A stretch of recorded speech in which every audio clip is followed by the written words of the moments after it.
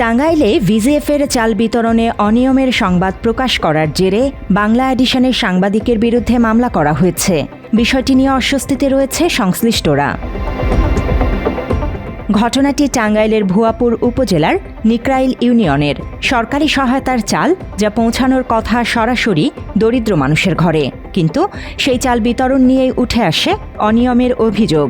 আর সেই অভিযোগ তুলে ধরে সংবাদ প্রকাশ করেন বাংলা এডিশনের টাঙ্গাইল জেলা প্রতিনিধি আতিফ রাসেল। তবে অভিযোগের তদন্ত না করে বরং সেই সাংবাদিকের বিরুদ্ধেই উল্টো মামলা দায়ের করেন অভিযুক্ত প্যানেল চেয়ারম্যান রাশিদুল ইসলাম ফকির। গত 13ই মার্চ বাংলা এডিশনের অনলাইন বিভাগে প্রকাশিত প্রতিবেদনে বলা হয়, সরকার নির্ধারিত 10 কেজি চালের পরিবর্তে সুবিধাভোগীরা কম পাচ্ছে। অভিযোগে আরও বলা হয়, ত্রাণের চাল মাপার সময় নির্দিষ্ট বালতি থেকে কিছু অংশ সরিয়ে রাখা হয়, ফলে শেষে হিসেব মিলছে না চালের। সুবিধাভোগীরা চাল মেপে দেখে 10 কেজির জায়গায় তারা চাল পেয়েছে 8.5 কেজির মতো।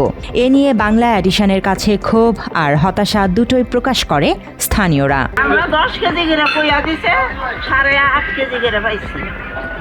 এখন কি আমি যা হামোস কই দিব বেশি দেখা রায় দে গল হিটার তুইলা দে গল হিটার তুইলা এরা কি দিব কম দেখো কই হেলা কই যে যা দিছি নিয়ে যাও না 8.5 কেজি 10 কেজি দেওয়ার কথা 8.5 কেজি দিছে।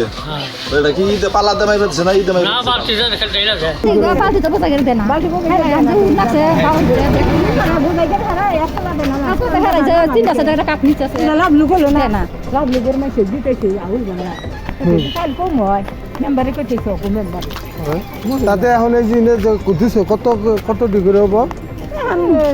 কত 900 আঙ্গুর 800 দিব দিছে দুজন চাইলে তো কইলাম জানে না আমার গরিব মানুষ এই গড়া চাল দিলেন ঢোক মেরা হারা দিল। কয় কেজি হবে না? 10 কেজির কথা কইলেন। মাত্র 30% টাকায় জমির মালিক হয়ে নতুন বাংলাদেশের গড়ে তোলার স্বপ্ন দেখা বাংলা বসতি।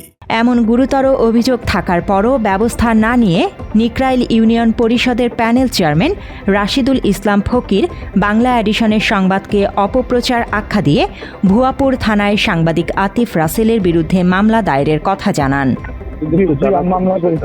মামলা করেছি মিথ্যা প্রচার করছে। আমরা তো আসলে দান করি, দান খাই না। আমার পরিবার হলো দান করি। আমি 300 লোকের চাউল এবং টাকা দিয়ে দিচ্ছি ওদিনটা, যে আরো হচ্ছে 7টা কার্ড পেয়েছিলাম, আরো 300 লোক বেশি হয়েছিল। আমি 300 লোকের টাকা এবং চাউল দিয়ে দিচ্ছি। বিষয়টা বুঝতে পারছেন? অন্যদিকে ভুয়াপুর থানার অফিসার ইনচার্জ মোহাম্মদ সাব্বির হোসেন জানিয়েছেন, এ সংক্রান্ত একটি অভিযোগ পাওয়া গেছে। বিষয়টি বর্তমানে তদন্তাধীন রয়েছে। নিকরাইলের যে running chairman ji running chairman Dilip Fakir, ওরা অভিযোগ দিতে মানে সম্ভব। ওটা স্যার এখন কি অবস্থায় আছে? তদন্তাধীন আছে। স্থানীয়দের দাবি, সঠিক তদন্তের মাধ্যমে উপযুক্ত ব্যবস্থা নেওয়া হোক। সেই সাথে তদন্তের আগেই সাংবাদিককে হয়রানি না করার আহ্বান তাদের।